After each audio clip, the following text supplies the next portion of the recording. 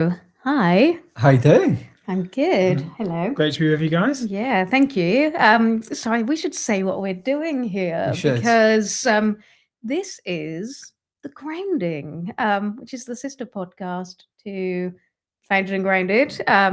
Ollie, should we quickly tell the story as to what we're doing here, and then we will introduce the person that we have with us here as well today. Let's do it, Becky. So a little while ago, you and I decided that we loved the interview style of Founded and Grounded, but we also wanted something a bit more timely. We have chats with each other and we talk about like what's going on, how it affects founders right now, kind of that actual real life in real time. And we went, why don't we just go live, have these chats? It'll be super simple. What could possibly go wrong? Quite a few things. Yeah, I think from our point of view, I think we just wanted to have that real-time voice about what's going on in the business startup scene, locally, nationally, internationally, and not just do the founder stories, which are obviously evergreen, but do stuff that's more regular. So we're planning to do this bi-weekly out to LinkedIn, YouTube, and maybe some other channels in the future. And eventually the plan, Becky, is to invite a live audience as well. So yes, we're not going to run before we're walking. This is our third attempt of trying to make this work. The first two have, safe to say, failed quite miserably. Yep, I think the content was beautiful. It's just nobody could hear it. Yeah, the audio was bad. So yeah, attempt number 3, third time lucky. I do know some people have watched those episodes. So if you have, then you are like the real ones. But we should shout out Robin quickly, who did actually clear up the audio as much as he could and actually then reposted it on YouTube for us. Yeah. And I mean, we love people like Robin and fans that are going to be very dedicated to try and make our job easier. We really do appreciate it. I mean, we're doing it for you, so we love it when you do things for us as well. So let's jump in, because the other part of what we wanted to do with these lives, and by doing something more timely, was to bring on people who wouldn't necessarily be guests of the interview style podcast, because they're all founders at a certain stage of business. We want to talk to other people who are part of this ecosystem, part of this environment. You mentioned local and national, but we're actually going regional today in the Southwest. So Matt, you've joined us. This is Matt Wild from Swig. Thank you, great to be here. I'll let Matt say a bit more. And really, we're gonna, this is about having a conversation, inviting kind of you into our wider the types of conversations that we're having, and we're hoping to do this more in the future as well. So yeah, Matt, could you want to tell us a little bit more about yourself and what you do? Yeah, great. Thanks, Ollie and Becky. It's fantastic to be here. So my name's Matt. I'm Managing Director of Swig Finance. We're a social impact regional based lender. We're specifically something known as a CDFI, which is a community development finance institution. That's a complex way of saying not-for-profit social impact lender. We cover the entirety of the Southwest, where we're a solely debt-based organisation. Last year, we lent about 15 million quid. Great. Decent.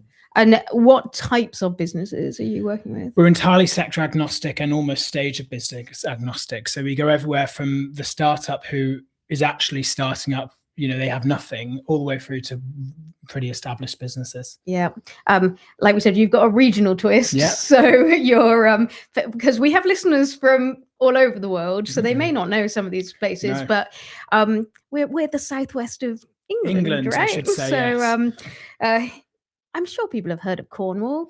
Cornwall, yeah, it's been on, St. Michael's Mount is quite famous. People have probably seen that on TV. So, yeah. Scones, or scones, depending on which way you say it. Yeah. Bath is obviously famous from Bridgerton, so yeah. Yeah, and you cover all those places. All of those places, all the way from sort of Gloucester down to the Isles of Scilly. Helping those businesses to thrive. So one thing you mentioned then was that it's debt finance and kind of all different types of businesses. What kind of gap are you filling there, or what kind of problems are you seeing for businesses that then mean that you're able to step in and help those businesses out? Yeah, it's really interesting. So a lot of the sort of the UK finance market, and I've seen a lot of it because I've worked for Lloyds Bank in secured debt finance. I've worked for Development Bank of Wales in unsecured cash flow lending and in tech equity investments. So I've seen sort of that range. A lot of it is set up to, get that VC capital in there into businesses that are pitching to be the next unicorn. Lots of businesses aren't going to be a unicorn, and that's absolutely fine. So the gap we see we're filling is, how do we get businesses up and going and thriving and surviving? And surviving is also okay. Yeah. I'm interested to know, obviously, because there is that issue, particularly at the early stage of trying to get a business off the ground. I was speaking to a founder a couple of weeks ago, and they were doing a family and friends round. They'd raised 90. Turns out you can't do much with less than £100. But I'm kind of joking there. But I'm not, in a way that, unless you've got a really good network or access to people, there's not much you can do, particularly at the early stage, to get your business funded. There are obviously startup loans that exist, and I've done a fair bit of work in that area. So funded about 500 businesses through my consultancy, raised about 7 million through that particular scheme. But there's not many options, is there? Like, when you're at that early stage, like what else is there? No, and you've seen sort of the national high street banks pull away from that sector, and that's where we see ourselves as a CDFIs coming in to fill that gap. So we offer the startup loan product, £500 to 25 grand per director. We've seen some really good case studies of businesses. We've had one recently who took a startup loan from us. They've then come back on for a follow-on round of a larger amount of debt for us. And then they've gone on to raise equity and then exit from from us as well, repay us and move on to the next stage. And that's like a fantastic story. Some might say, why don't you go fight in that space? No, I love it. I love seeing that we can support businesses from that small conceptual stage to the place where they no longer need us. Yeah, I think the one thing for anybody maybe listening in, maybe considering a startup loan, is just to make it obviously clear in terms it is a personal loan that's being used for business purposes. So it does take into account things like your personal credit score and stuff like that. But I think when there's no other game in town, unless you've got family or friends that are going to invest, or you've got some angel investors, or traditional high street banks aren't going to lend at that stage of the business, then unless you've got your own investment, then there's not many other plays in town, really, is there? There's grant funding and options like that. I think the key thing it says, startup loan, yes, is a personal debt, but actually, our business lending that we do, that follow-on round, that's lending to the business. So, you're no longer borrowing it yourself. And that's where we really want to sort of support businesses and, get them going and see them thriving and surviving. You're going through that shift. I want to kind of zoom out a little bit. Like we said, these are real-time moments, but I do want to dig back into that conversation in this wider context. So as of right now, we were just talking before we started about how the fact that everything is uncertain these days. Everything is inconsistent. And I guess in terms of founders coming in, I don't know. Let's just name what's going on at the moment, which is there is a war currently going on, and that's changing the markets again. And it just feels like now every single month, whatever, we're having conversations. I think ever since COVID, right, there's been this instability, and that's the foundations we're building all of this on. And what are you finding in terms of confidence, I guess, and founders, especially again in that early stage where founders are maybe having to take that risk, and if they're getting those loans which are related to their personal finances, and what are you seeing? I mean, it's really interesting. I sort of, there's that meme that goes around now, as as millennials, you live through a once in a generation event almost weekly, as you say, it feels almost monthly. So I think, for businesses and founders now, just expect the unexpected. It's very trite to say it, but do. So in terms of, what we're seeing more, I think people are coming with more considered proposals, probably maybe less speculative than you would have seen otherwise. And really making sure, maybe they, I don't know, they're a year into their startup journey and, they've got a couple of contracts and they're pushing for the next one. Really making sure they've got the working capital and the facilities to support that, rather than thinking, I'll stretch it, because things move really quickly. And we have these, we're a small business ourselves at Swig, we have these pressures and we're planning for that. How do we weather, the storms? Do interest rates go a certain way that impacts us? How does it impact our energy costs, our staffing costs? Yeah, it's such a challenge. You mentioned you have some background working in tech equity as well, and I work with a lot of tech businesses. Are you finding that those kind of businesses are probably less likely to come through your portfolio here, or they might only come through when they're at a bit of a later stage? Yeah, so I've spent sort of 2 years funding technology startups at Development Bank of Wales, primarily through debt or convertible loans, and I really enjoyed that. I would say that's probably not the sweet spot for Swig at the moment. That said, we've done a photonics business recently, so LEDs. I've probably got that right. I might not have quite got the science right there. We've done an LED business, so we do operate in that tech space. But again, our products we offer are more loan finance rather than necessarily equity finance, and that's an interesting dynamic in the UK market as well. Yeah, and I think that's for founders. It's about finding the right people for your business, for where you are right now. I'm thinking about some of the tech businesses I work with where you think, it probably wouldn't, that they need to move further before they would be in a certain place. But I think generally as well, like when there's volatility, there's opportunity.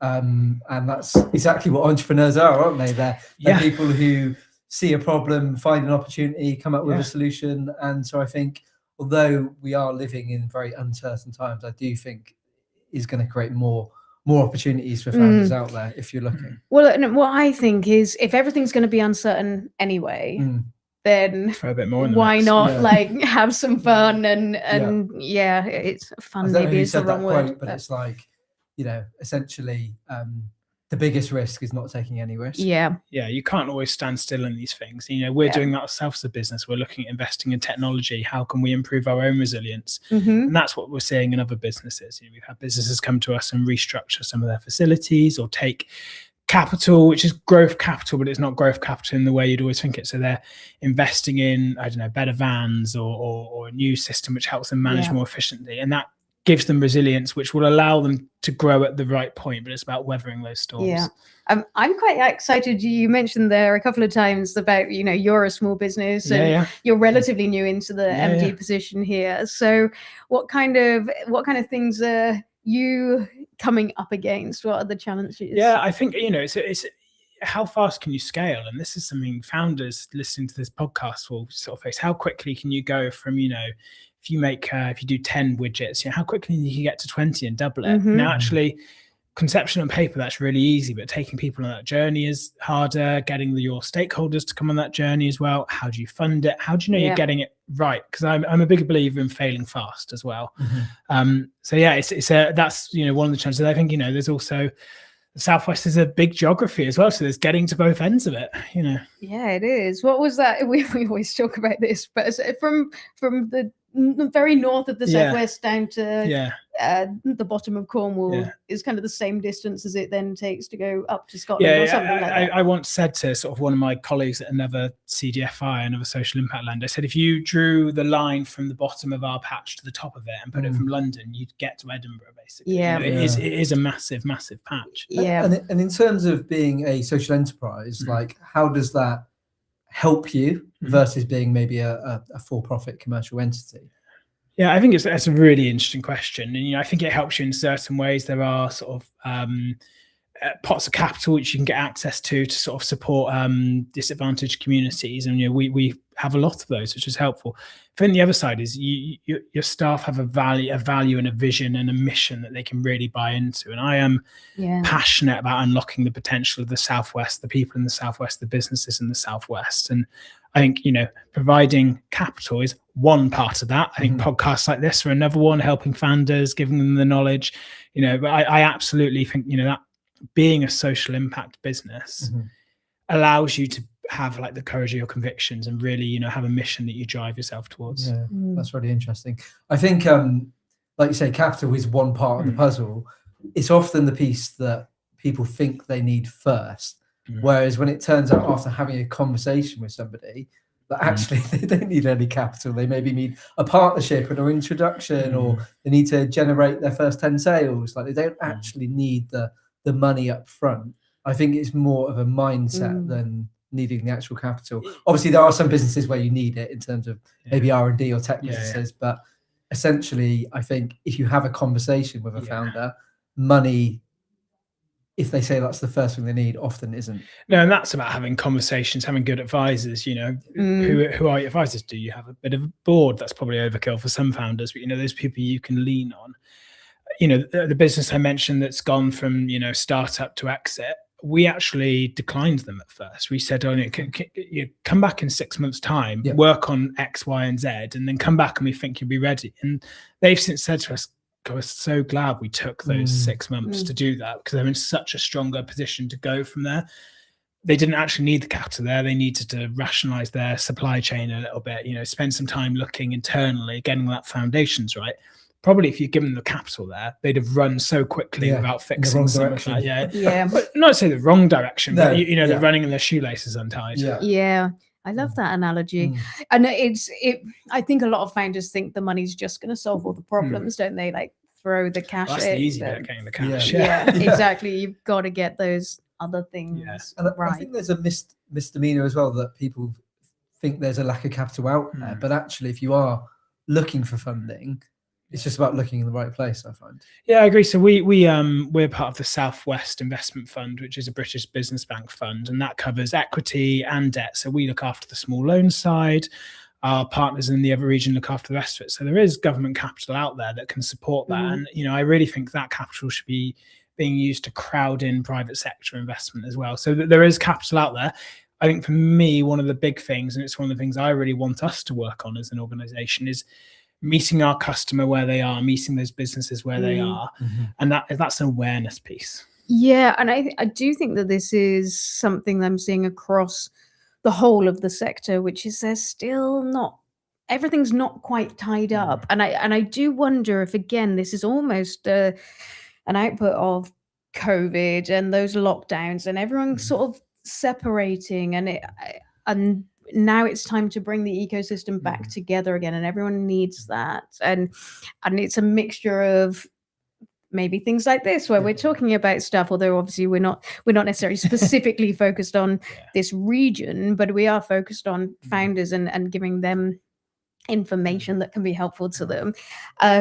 But I definitely find in the day job that getting more people together around an idea, the more times that you can kind of connect various different parts of the ecosystem, the better. I entirely agree. I was at the CBI Southwest Regional Council yesterday, and one of the FE colleges was talking about how the colleges now have a board, I guess, where they meet regularly and share ideas and what's working in their reach. And I think that's something you're going to see more if we're really going to pursue this growth agenda. Is we're going to need to be better connected. You know, capital is one part of it, advice is one part of it, access to networks. You know, one of the things we did most at DevBank was introduce really strong non-exec directors or advisors who could open those doors. If you want to, I don't know, commercialize into the US or something, give them someone who's done it, been there, knows the challenges and can guide them.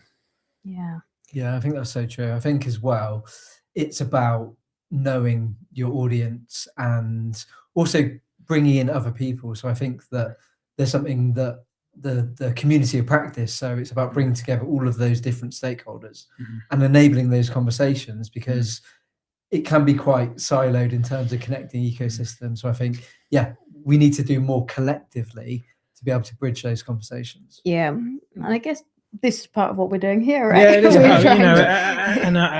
I only want more of that. You know, any opportunity, please shout. You know, we'd love to be part of that. And I think that's what founders and the Southwest needs, is to have that interconnectedness. There is so much potential in this region, and sometimes you're only 1 or 2 degrees away from meeting the right person. So, and maybe some of this is to then push back to the founders a little bit as well, to say that there are these networks that exist, and try and reach out, try and find them. And I thought it was interesting what you were just saying about that company who's had this amazing journey with you. They came, they found you, and you said no, but and even that is a way of networking. I always talk to the founders about making sure you're building relationships sooner than you need. And I think a lot of them are afraid. A lot of the advice people get is don't talk to a funder until you are absolutely ready. And I do understand that there's a lot of that feeling of, oh, you only get one chance to make the first impression. But I've been kind of redefining what I think ready means in that particular scenario, because I don't think ready has to mean, well, in fact, ready shouldn't mean you need the money today.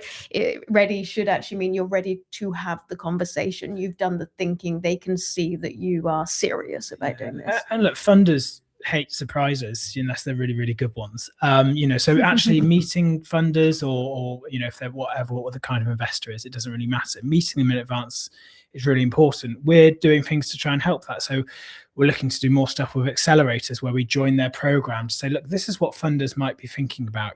Come with some sensible numbers, come with some really clearly written down assumptions, but give me an idiot-proof guide to this. But then we're also linking into the universities as well to try and get into, their courses. If you look at levels of NEETs, people not in education, that's rising and rising. I think entrepreneurship there is going to grow massively. So I think we're really trying to link in there to do that piece. Most people have never raised finance ever. The only reason I understand it is because I've been lucky enough to work in it for the last decade. When I speak to some of my friends who are starting business or thinking about it, I go, they go, oh, you know so much. And I go, if you forget, people don't know this, and it's only because you've been exposed to it. So I would say get out there. If you have a meet the funder opportunity, just go have the chat. Most people don't need a fully formed perfect pitch. They just need the idea of it, and being able to a founder or business being able to take the advice or the input, go away, work on it, and come back. That actually tells you a lot about their capability. Just to zoom out on the issue you mentioned there, obviously about rising NEETs in the UK. So nearly 1 million now, which is going up to nearly the levels of 2011, and obviously with AI, transforming some businesses and having impacts across all business, regardless of sector. You have to look at the layoffs the other day from Jack Dorsey, firing 40% of his staff, and not because they were in a bad cash position, just because they can and they saw the margins were there and the business case obviously for it. So the point I wanted to make was, if we're seeing these rising levels of young people not going into anything, you mentioned entrepreneurship can be a vehicle for some of those people, not obviously everyone. I think now, in terms of barriers to getting started in entrepreneurship, in terms of what you can do now with AI and developing apps, like traditionally, if you want to develop an app, probably looking at sort of 50k or something, whereas you can potentially vibe code it yourself, and it's only going to get better, right? So I think there is an opportunity there, but I still think a lot of people are missing that mindset piece to become an entrepreneur. Yeah, I mean, there's a couple of interesting bits you touched on there, and I was talking with a law firm last week who were saying, we've got this opportunity. Junior lawyers, like, you can get Claude or ChatGPT to redline that document. It takes our lawyers half a day, can do it in 30 seconds. But the challenge we have then is when our senior lawyers retire and they're the ones who are reviewing this, where's that next wave of generation? So I do think one of the things businesses need to balance is chasing that short-term, really attractive efficiency savings you can get with AI to how does this impact us a lot further down the line? And then the mindset piece, well, that's, I think, that will come through, in a lot of our education systems being set up to get people into traditional work, whereas I think some of that's going to shift over time. But you see that on TikTok and social media, that, the hustle culture and stuff like that is becoming more and more apparent. And, some of the businesses we see come through startup loans or even just through our business lending, they are like fantastic. I wish I was as brave as them. Yeah, I've been seeing that a lot as well now. I think to your point about the mindset piece, I guess the challenge, and perhaps this is then a challenge to throw back to education, to the formal education system, is what are we teaching people? What are the mindsets we're giving? Because what I tend to see, generally the youngest I work with are students, and they're students in fairly good universities. So they've already gone down somewhat of a traditional route. But those who jump into entrepreneurship really show that ability to take some risks, they tend to have a background where they've been exposed to that kind of environment one way or another already. And so I think some of it is about saying, how do we push this earlier in the pipeline? And I think that goes for both that entrepreneurial mindset, which of course we just talked, we kicked this whole thing off by talking about uncertainty, right? And how we deal with uncertainty. And I think that entrepreneurial mindset can help you do that, whatever place you end up in. And it can help you deal with life situations as much as it can help you deal with working situations as well. But equally, the AI, the pace of technological change, which is going to continue to change at pace. Hopefully there are guardrails that are going up around some of that as well, that allows for some safety. And we did an event on that yesterday, so we can dig into that a bit more potentially. But I keep thinking, if we continue to be very traditional with how we educate formally, then how do people, when they get to the end of that, first of all, number one, are they going to go to university? That's a whole other conversation. Can they go to university? Is that their pathway? Maybe, maybe not. But how do they allow themselves to, or even understand how to jump into something like entrepreneurship? I think for me, it's about giving people a sandbox to a degree. You mentioned putting guardrails around it, and I was listening to a podcast on the way over about Claude versus GPT and how that's been used by the US government and the differing approaches there. We're looking at bringing technology into our business, and I think the key thing is, give people permission to fail. Let's put some guardrails around it and say, off you go, guys. See how you get on.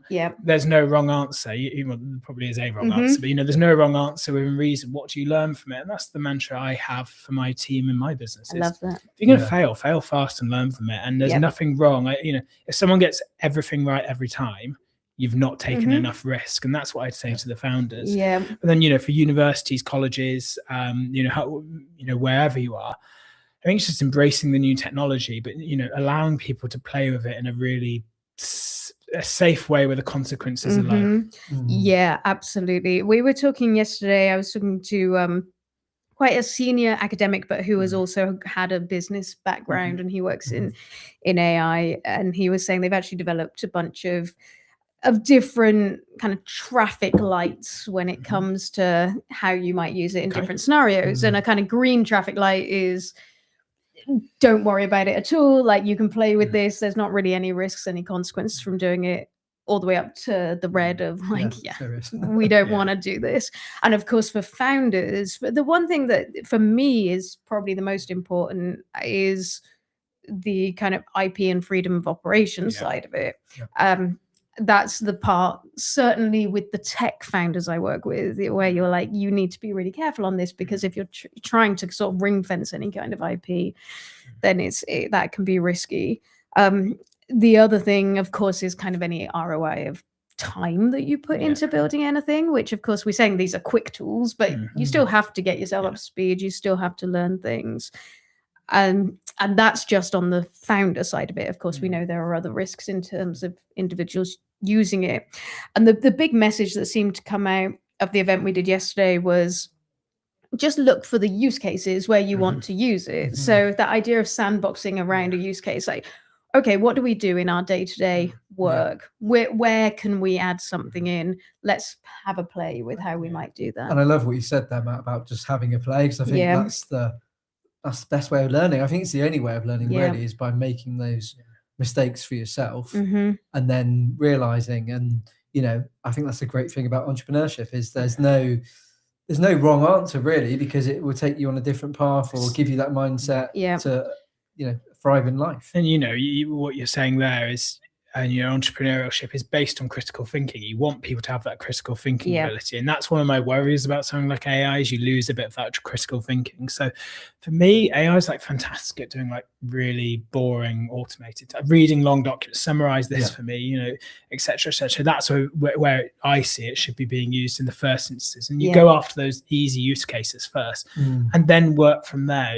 But you'd be amazed, and this is what I'm sort of saying to my team, is if we can find ways of using technology to free up our time on this, and then we reallocate our time to it. Snowballs, before you know it, what snowball like that is, this size, and you've got so much more time to do something with it. What I love about what you've just said, and it plays into something else I've heard a couple of times, even in the last couple of weeks, which is what you just, and anyone who's not watching, if you're not watching, you can come and find us on YouTube, by the way, and see the video version of this. If you actually kind of showed with your hands this idea of there's this space over here where we want to be playing, where we want to be spending our human time. So let's let the technology do something in these other spaces and think about what are those things where we want to do the human bits, whether that's human connection, whether that's creativity, whatever that might be. And I think the flip of that is, what shouldn't we leave behind? So I'm working with somebody who, that wasn't me that came up with that, somebody else said it, and then yesterday, what shouldn't we leave behind? And yesterday it was about what things do we still want to be doing, what. And so I think that that's also really important. And one of the examples was that if you're in a meeting or whatever, and you can have a meeting note taker, and that's great actually, and there's many scenarios where that's really, really good. But also, as humans, we do a lot of processing by thinking and writing at the same time. We've all got iPads. So in front of us. yeah, I know. Although usually I do have a notebook. So that idea of not losing the writing. Yeah, you've got your pencil there as well. I know. So yeah, that process is actually a really important one for us, and it helps us to embed our thoughts. Well, guess what? You can kind of do both, right? You don't need to rely on the writing for your actual notes, the outputs, the remembering of what was said. But you can still have a notebook and you can write things down. It's really interesting. We're working with a technology consultant at the moment in our business, and he keeps saying, "Oh, well, I'm going through the playback on that." And I just stopped him. You've said a few times you're going through the playback. What do you mean? He said, "I'm just listening back to the conversation and revisiting the notes." I thought, God, that's such an interesting idea. Like, okay, well, usually you take your notes, whereas now, you could have a bit, you clearly get the approval of the people. You can have that recording of that conversation, and then you could go, great, I can play that back, or what do we mean by this bit, and really sort of refine yourself. So that's it. And you mentioned, on your point there, Becky, around what do you not want to lose? I don't mean you want to lose the human judgment in all this, and that's something as a CDFI and a social impact lender, we are relationship led. I don't want to lose that element of it. I think people can look in the white of someone's eye and make that judgment call better than any piece of technology can, and that's what you don't want to lose. And you don't want to lose your value. You mentioned about being a social enterprise. You don't want technology to make you lose that. What you want to do is technology to help you do more of that. Because obviously you make all of your lending decisions. It's never a case of computer says no. Never. Never. So we make all our lending decisions. So how can we use technology to speed up that process? That's really, and put the value in better places. And, you mentioned about this is where we are. I'm using my hands again for those of you just listening, not looking. This is where we are, this is where we want to be. If you can speed up some of those decisions, you can actually, that becomes iterative. You can look at riskier propositions or propositions which are a bit more challenging and really start trying to find the gray. And, as a CDFI, we have a mantra of let's try and find ways to say yes, not to say no.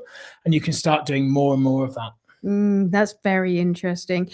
Thinking about kind of principles and how you work with the technology.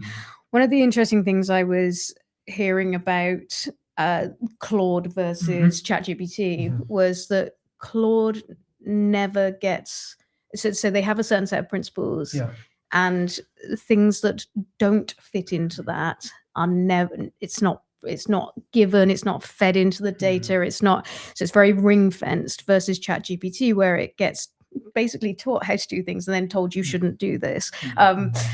And yet it will still do things that it shouldn't do. And one of the things that I guess worries me with some of this is, and not to get super political right now, but one of the things that has happened with kind of political stances and different sides is that, let's just talk wokeness. There's a whole list of things now that are defined as being woke, and Anthropic has now been put into that category because they actually have shown a little bit of I think care Trump over. called them liberals on his Truth Social post. But Yeah, so and I guess something that maybe concerns me a little bit with the intersection of where politics is now, where technology is now, and where that could potentially go, is putting these things where humans, the course of humans' life. This again, I'm crediting this to somebody else, not to me, but the course of somebody's life should not be able to be changed by the technology without having due consideration by a human. And whether you get funding or not is a good example of that, right? And you're not going to hand over those decisions to that to the computer, so to speak. And yet, once it gets politicized, there's this idea of, oh, well, if you sit on this side of the political spectrum, then you let technology make decisions for you. And you do it with a very capitalist lens there as well. And if you sit on this side, then there's more safety, more guardrails put around things. And it's, that to me is where some of the dangers potentially come in here as well. Yeah, I mean, it's really interesting. I haven't thought about it that way. Podcast I was listening to the other day did talk about sort of the reason why GPT and Anthropic have fallen out or in favor of the government, and because some of them have put those guardrails around it. I mean, that's for a decision as a business, really, isn't it? We are a social values business. We, and the way we expect our staff to behave, you're going to take that mantra to anything you do. Doesn't matter whether it's technology doing it, a person doing it, it's some of our marketing material. Like, there is a way we behave, and that's what's expected of a business. And actually, Anthropic made that decision, and then they went to #1 on the Apple charts, and they lost the contract. And maybe it's about you're attracting the right people. I was driving in and I was thinking, they say, they're going to lose £200 million of government contracts. I thought, this is like the best marketing they've probably had in their entire life. So we were talking about their ad. There's been a lot of the Anthropic versus ChatGPT has been it's been in the news the last month or so now. But the point is, your vibe attracts your tribe. Yeah, absolutely. And I guess it just you keep going back to as founders, standing by your principles, standing by like what is the business you want to build. I always think with the founders that I work with, one of the main reasons people are doing this is because they want to build something based on what they care about, on their values. And so, because otherwise, why wouldn't you go and take a salary from somebody else? It's so. Yeah. I mean, there's probably many reasons why you wouldn't, but this is one of the main reasons you do it. And so if you're then going to be like, well, actually, I'm going to sacrifice my principles for a contract, for whatever it is, maybe it's time to reevaluate whether or not this is the right pathway for you. It's really interesting, Becky. I'm incredibly driven by my values and leaving society in a better place and using my skill set for that. And I mean, this is going to sound trite and maybe a bit ridiculous, but I read a book called I'm going to have Legacy now, which is basically about the All Blacks and what you can learn about from the All Blacks in business.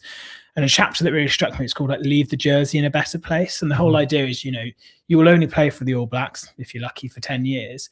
But at the end of that, you want to have left it in a better place. And that's very much, how I feel about what the work I do. If I come into something, I want to give it my absolute all with my value set and leave it in a better place for a better legacy for someone else. And that's what we see so many founders doing. We've funded a sustainability business based in Bristol who, they've taken, again, another one took a startup loan. They've now taken a follow-on round, and that's a fantastic business that we can support. And they are, my work of being a finance bro can help enable them to actually, do something really good for the planet.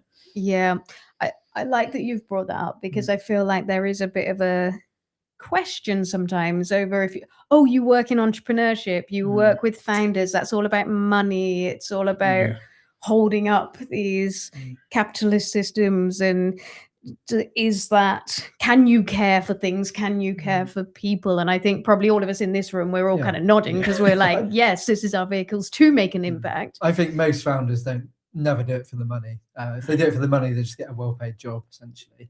And then if you dig in, if they say money is their first answer, it's often, well, I want some freedom, or I don't want to be told what to do. And it's like, if you keep peeling back those layers, money's never there. And I think your principles obviously never change. They're kind of set. Your outlook is obviously can be shaped, and like how you think changes throughout the course of your life and your business life cycle. But your principles, the things that you care about, are going to remain true to you. Yeah. You shouldn't bend them. Do you think we were talking beforehand, we've all grown up in this part of the world. We're from the southwest of England. Do we think that our viewpoint on that and the kind of founders that we work with more often are that is a version of some founders? Is it true for a wider range of founders? It's a really interesting question. That I suspect if you spoke to employees across any organization, you'd have a mixture of people who are there because they just need a job, and actually what they really want to do is come in, do their job, go home, see their family, and that's great. Some people are there probably because they want to rise up the career ladder. Some people are there because they just have to be. You probably have the same with founders. Some founders probably, do want to be Mark Zuckerberg, and that's fine. They want to make billions and billions of pounds. Does anyone actually want to be Mark Zuckerberg? Well, maybe that was a bad example, but I think that he's cool. He looks cool now. Yeah, he does. Yeah, it's amazing what $1 billion in a branding workshop can do. Incidentally, I am going to go see Sarah Wynne Williams, who wrote Careless People, the expose on Facebook. I'm going to go. She's coming to Bath, and I'm going to go and see her talk. So read her book if we want to know how cool or not Mark Zuckerberg is. Anyway, sorry, we interrupted. No. I think the main point there is, don't they? You have a variety of founders, but I do think the lots of businesses we see, and particularly a lot of the backgrounds and the demographics of people we're seeing is, they are coming from a wide variety of backgrounds. We have lots of female-led businesses starting. From very deprived areas of the Southwest. We've all grown up in the Southwest, and a lot of people might think the Southwest is incredibly prosperous, but actually bits of it are incredibly prosperous. Bits of it are very, very poor. We spoke up where I grew up in Frome. Parts of Frome are very poor, parts are very wealthy. I think it's changed over the last decade. So I think, you have a variety, but the thing that I really take positivity from is, you do see, I hope the businesses that succeed are the ones that want to do good for the planet and do well. And I think, you mentioned wokeism. I think maybe there's a blip at the moment. I think ultimately, like, most people want to leave the world in a better place. Yeah. And just on the flip side of things as well, I've met lots of social entrepreneurs as well. And there's a bit of a taboo in their own mindset where they've got a bad view of money, but to have more impact and help more people, they need to run it as a profitable business to create more impact, to do the good bit. So it's like the classic thing. It's cliche, but when in a plane situation where there's a crash, you obviously put on your own oxygen mask first, because you've got to help yourself before you can help other people. But I mean, Ollie, that's a fantastic point. We are a not-for-profit, but we shouldn't be afraid of making profit, because the profit's what gives you the resilience to weather storms, to invest in technology, to hire new people. So there's nothing wrong with making money. It's how you then use that money, and we reinvest our profits. We don't pay dividends to anyone. We reinvest our profits in how can we do more of what we do. So profit is not a dirty word. You know. Yeah, you're definitely getting kicked out of some of the tech bro. That's Sorry, fine. the finance bro. Well, probably am tech bro. Is there? Yeah. I think this is a really interesting conversation. And as I'm sitting here thinking, because I also have worked with that whole range of different people, and I feel like having working on a few accelerators that are international accelerators at the moment, which is fascinating. And actually, when I was doing my startup, I did a couple of international accelerators, and I do think there is a cultural difference. I do think kind of what you're exposed to, where you grow up, is going to impact how you look at things, although there's always a range of people. But coming back to that point of people do want to feel like that they've done some good. They do want to feel like they're leaving the world in a better place. And not everyone agrees on exactly what that means. And that's probably where some of those differences come in the most. And I really like the idea of, we talked earlier about the the systems that kind of support entrepreneurship and these different pieces of the puzzle, and you've got the funding, and we've got the ecosystems, and we've got the communication. And actually, I think it is part of our jobs, or certainly, again, with our principles, with our backgrounds, with the values that we have, to hold up those people who are also living to those values of wanting to make positive impact with what they do, wanting to make positive change. And it's quite nice to just sit down and recognize that a little bit, and almost re-permission. Well, maybe for me, maybe you two didn't need it, but that permission of being like, yeah, you can stand up for what you believe this is about. Yeah, and I think that's why entrepreneurship is so great, because like you said, you get people from all walks of life, deprived areas, people who are very affluent and have got lots of investment straight away from bank of mum or dad. But the point is that diversity creates a better world. And I think if you're having more people going into entrepreneurship, regardless of background, regardless of political viewpoint, it's going to create a better world ultimately. Yeah. That's why we're here. That's why we do what we do. I feel like there's a million more things we could talk about. However, we don't have all that much time left now. So is there anything else you wanted to share with us? I mean, we love the feel-good stories, so I don't know if you've got anything else. Or... You love the feel-good stories? Yeah. I mean, I think one trend we've seen from CDFIs is sort of refinancing. So businesses coming to us and looking to refinance their facilities. And that, in some ways, you could see as a real negative, but we supported a business recently that has quite a social impact background. They do some stuff in social housing, which is a personal interest of mine. I'm a chair of a housing association as well. Our refinancing saved them £140,000 in cash a year, which has now allowed them to, I'm trying to remember the figure, roughly employ 5 people and reinvest that money back in there. So that's a great example of how, just having a supportive lender and actually exploring all your options that are available to you rather than just necessarily the easiest can really make a great impact in, to society, the economy, your business and people's lives. It's kind of win for everyone, because then you've got that business that is growing and thriving, and then that's going to come back and support you to then support more people. You were mentioning before we started this about also a lot of the businesses do, they need money, they get sucked into maybe higher interest financing. I mean, it's something we're seeing more and more of. High cost short-term facilities absolutely have a place in the market. They're really useful for bridging a contract or stuff. But if businesses or founders are looking to grow their business on the basis of 12-month facilities at very high interest, that's going to become quite challenging for you quickly. And there's 2 ways you could see that challenge. You could throw it to the high cost lenders and go da da da da da, or you could throw it back to the CDFIs and the other lenders and go, well, you need to meet your customer where they are. So how do you speed up your processing time so that you're comparatively competitive there? How do you raise greater awareness of your product, what you're offering to the market and your service? And that's really something I'm taking on with my team, is how, and the wider CDFI sector and responsible finance, who are our body. How do we really go out there and address, that by saying, look, these are all your options? And it's an education piece, which is the whole point of this podcast, is there are lots of options out there, and it's worth you exploring, at least to some degree, all of them.